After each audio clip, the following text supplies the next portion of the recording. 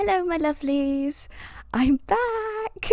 Today I'm going to be taking you through my July bullet journal setup, and it's a big one. I've got a hell of a lot of spreads to show you this month because during lockdown I feel like I've lost all sense of time and I've just become completely unmotivated. So today I'm going to show you all my favourite tried and tested spreads that I feel keep me the most organised and motivated. I've also got a little self-development / goal achievement motivation spread that I've not tried before, and I'm hoping it's going to give me a new outlook on things.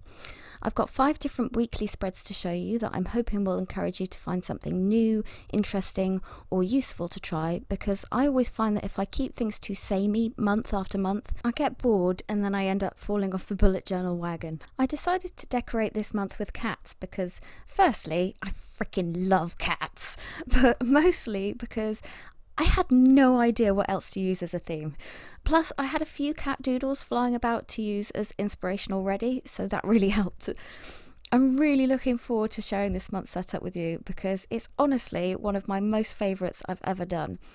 I also tried something completely new this month by using coloured pencils instead of pens to decorate and add accents, and I really love the way it's turned out. It gives a much lighter, softer, handmade finish, and I found I didn't need to be so neat with things because mistakes aren't quite so obvious, so there wasn't so much pressure to get it looking perfect. For my monthly spread, I've gone back to my most favourite layout. I've got the traditional block calendar, which you can use to get a clear overview of the month and where the dates fall in the week, but you can also use it to mark in days with extra importance or to write in page numbers for the days you've made notes that you need to remember or review. The vertical calendar is used for writing in appointments, birthdays and deadlines, and then on the right I've got my month at a glance overview. It's great for people like me that would like to do an end of the month review but just don't have the time or willpower to actually do it. Doing it this way can give you a quick, easy and concise way to see the general theme and flavour of the month. Plus you can change the things that you're tracking. For instance, I write my goals, high point, low point, what I'm currently really loving or enjoying, what I've been watching and reading, any new skills that I'm learning, and just overall how I was feeling. But you could also write things like your weight, the total amount of steps you did, hours you worked, money you spent or saved, just anything that you want to be able to compare quickly month to month for self-improvement or cutting down a bad habit or even maintaining a current one. So these are the pencils I'm using for this spread. Arteza kindly sent them to me to try, and as you'll see in a minute, there's a huge range of colours. I use the pencils not only to colour the doodles, but also to separate out the different lines for days of the week and weekends, and I really love the way it looks because it's fairly subtle and you don't have to get the lines all perfect. I find with a pen I'm battling to keep the lines completely straight and even with a steady thickness to them, all in one single swipe. Plus, if you mess it up, it's permanent, so you can't fix it afterwards. So I really enjoyed using the pencils instead. Let's have a quick check-in with Mr. Riddles and see what he thinks of these wonderful pencils. Wow, I'll see the other ones. Wow, I'll see the other ones. Wow. Do you like them? Yeah, I like them. I'm going the other way. It's pretty cool, isn't it? Look at all the lovely colours. Purple is my favourite colour. Oh no. I think it's safe to say that Ridley approves. So once I had all these colours at my disposal, I had to figure out which ones I wanted to use in the spread. And I actually find it really hard to pick a colour scheme. I always feel like my colour choices let my spreads down because they just don't look quite right together. So I popped over to Skillshare for some lessons on colour theory. Now I've tried to learn colour theory for years to no avail, so I was a bit apprehensive. But luckily for me, I found a brilliant video that takes all the technicalities out of it. So the lesson I chose to go with is called Colour Theory for Creatives, Without the Theory, Just the Fun, and that was created by Sandra Bowers. Sandra goes through several different ways to help you understand colour theory, and they all gave me great new insights on the subject, but the most helpful part I found was where she swatches all her colours to create these colour chips. And she cuts them all out so that they're all separated, and then she simply picks and chooses the colour combination that she's aiming for. If one colour doesn't look quite right with the others, you can swap it out for a different one until you get the exact colour scheme that you're looking for. So I went and I swatched all my colours on an A3 piece of paper and labelled them so I'd know which pencil went with which colour. And I found that some of the colours look quite different to what I expected once they were actually on paper, which could be one of the reasons my colour schemes don't always work out how I want them to. But once I finished, it was super easy to create a colour scheme that I was happy with, and I really think it's helped bring my whole setup together this month. You can also do this method with your fine liners and markers, so if you're having colour trouble too, give it a go and see if you find it helpful. I wanted to take a quick moment to thank Skillshare for sponsoring this video. Skillshare is an online learning community that provides thousands of lessons across many different subjects to aid you in your self-development and skill building. A yearly subscription is less than $10 a month, which I personally think is incredibly affordable for what you get, and the first 500 people who click the link in the description of this video will get 2 months worth of Skillshare for free. So I highly recommend giving it a try yourself and see if you get bitten by the learning bug, because you might love it. Thank you again to Skillshare for sponsoring this video and supporting me and my channel. So the Arteza Expert Coloured Pencils, I would probably give an 8.5 out of 10 rating because they're really creamy, they blend really well, you can get a nice variation in the colour just from one pencil, and I really enjoyed using them.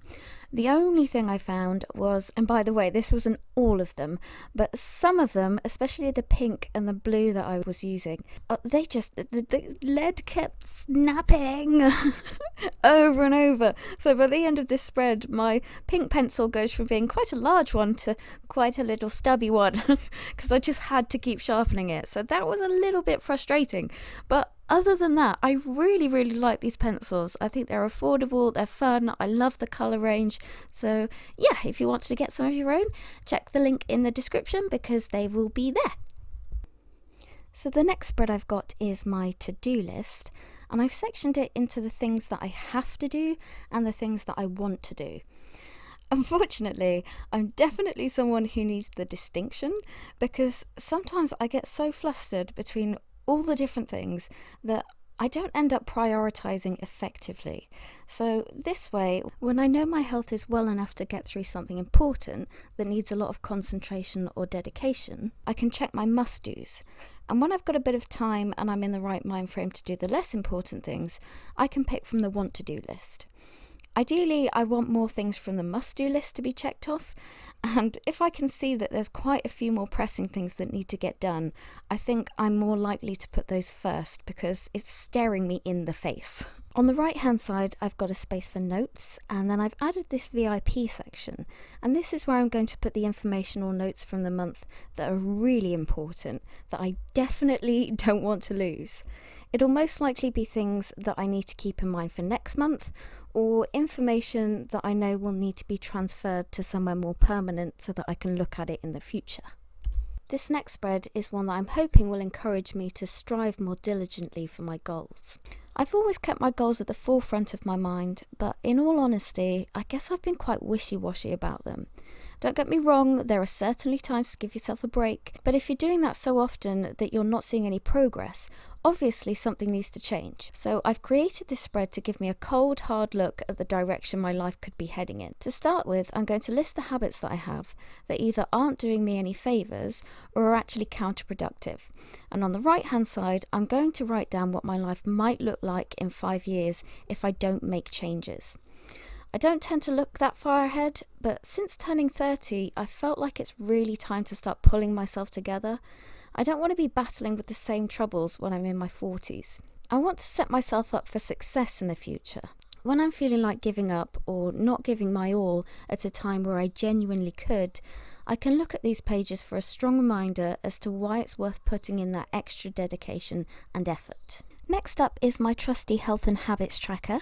This spread is one of my favourites to fill out because firstly, it's pretty therapeutic to fill out each night, but also because it's chock full of information all in one place. In the top box, I track my pain, stress levels and mood, and in the second box down, I track my sleep, productivity and my energy levels. Because these things tend to affect each other, all these things can be intertwined at once, and having it all laid out this way makes it easier to notice correlations, which makes it easier for me to tweak my day and my habit. Plus, it stops me from spiralling downwards, because if I have several bad days at once, it can feel like it's lasting forever, but looking back through these graphs reminds me that sometimes I have good periods too, and I just have to relax and go with it sometimes. The next box is to track my habits, but I also have a space to write down how much effort I put in each day, which very much helps when I can see that I'm continually putting in effort, even if it doesn't always feel like that. Plus, I can see if I've gone a bit overboard for a continued period of time, so it reminds me to take a break. Finally, in the vertical column, I have space to write notes about my health each day. I also use it to note down dates of medication changes, flare-ups or worsening symptoms. This whole spread is super helpful if you have a complicated health problem, be it physical or mental, and it's a great way to keep your doctor up to date with certain things that they might need to know. Next up is my productivity tracker, and this spread is by far the most satisfying to look at the end of the month. I've got a whole video on how it works and the benefits of using it, but to put it in a nutshell, whatever activity you yourself deem to be productive, you mark in a little icon to symbolise what it was. For instance, doing the dishes, working on a project, spending quality time with your children, or even washing the car. It also in a roundabout way works as a when did I last do such and such kind of tracker, because hopefully you noted the activity in, such as when you last changed the oil in your car or cleaned out the guttering. Like I say, it's so satisfying to look at the end of the month and to see how productive you've been and all the different things you've been up to. Overall, I just absolutely love using this spread. So the next couple of spreads are super straightforward. I've just got a space to put in what I've done each day, things like where I went, people I saw, errands I've run, or projects that I've worked on. And on the right is your typical gratitude list. Some days I find this one harder to use because nothing in particular stands out to me, and I don't like writing the same thing day after day. It's a good thing though, because it means that you have to put more thought in, and sometimes it can remind you of the things that you've been taking a little bit for granted. Next up, I've got a space to track my mood.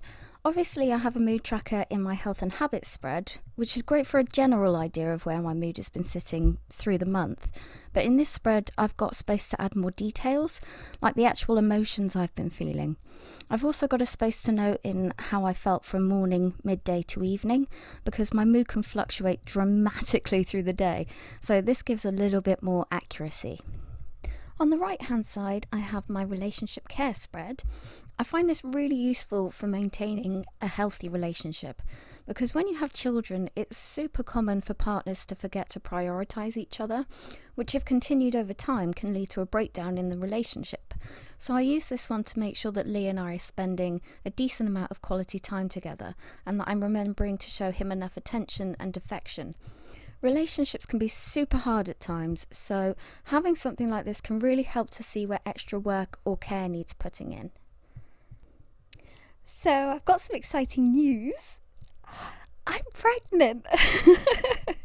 It was a huge shock, because I was on the pill, and it's just been a bit crazy.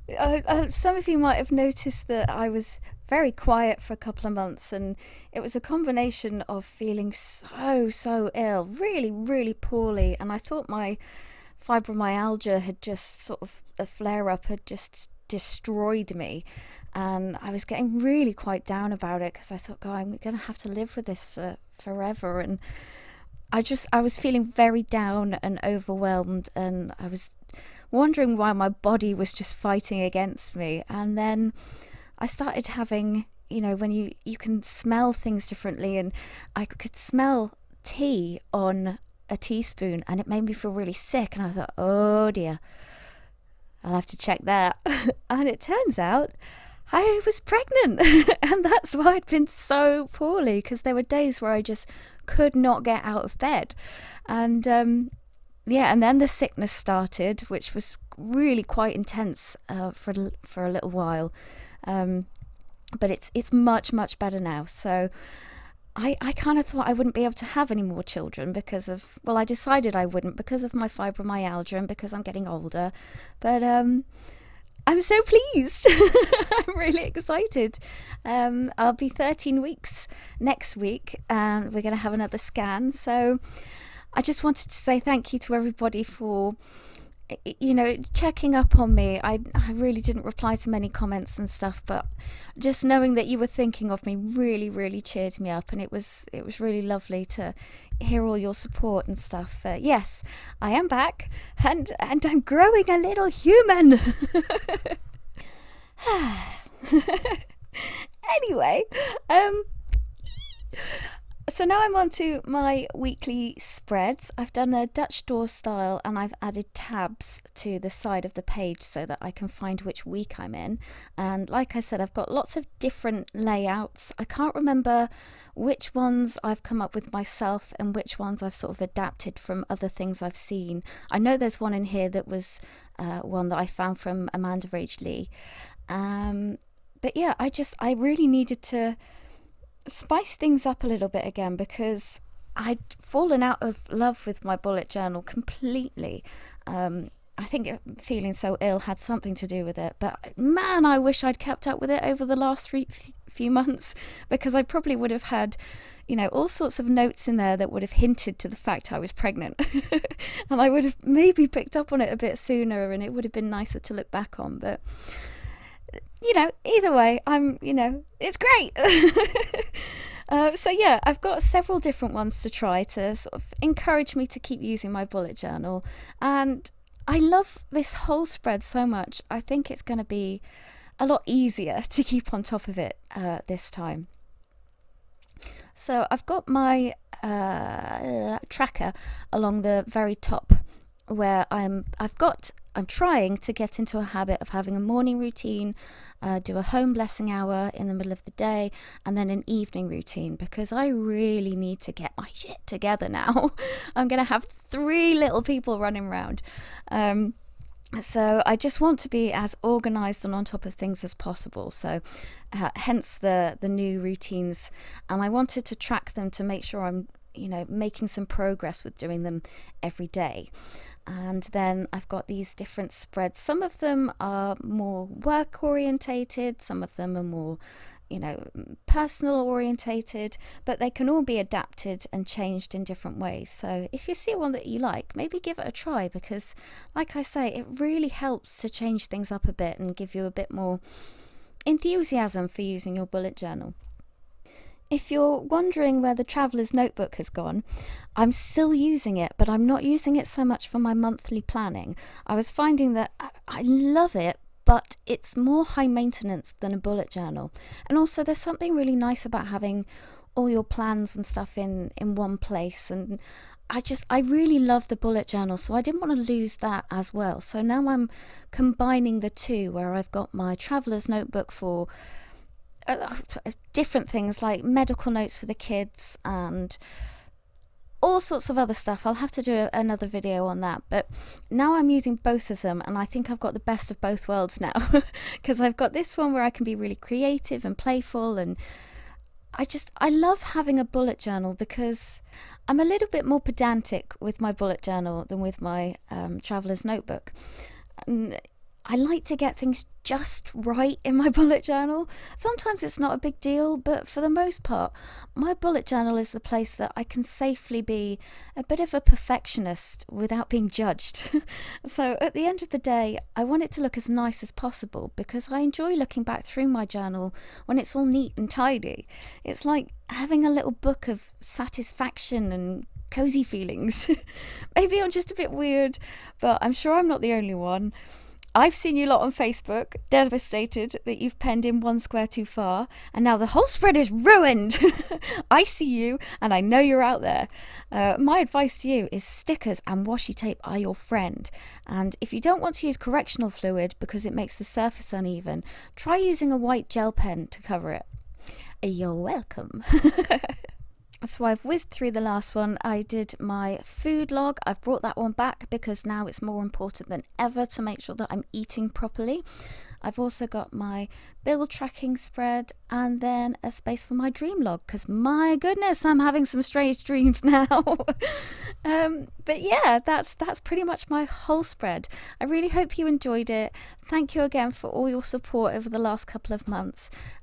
Please like and subscribe to my channel if you enjoyed this video, and I'll see you in the next one. Bye!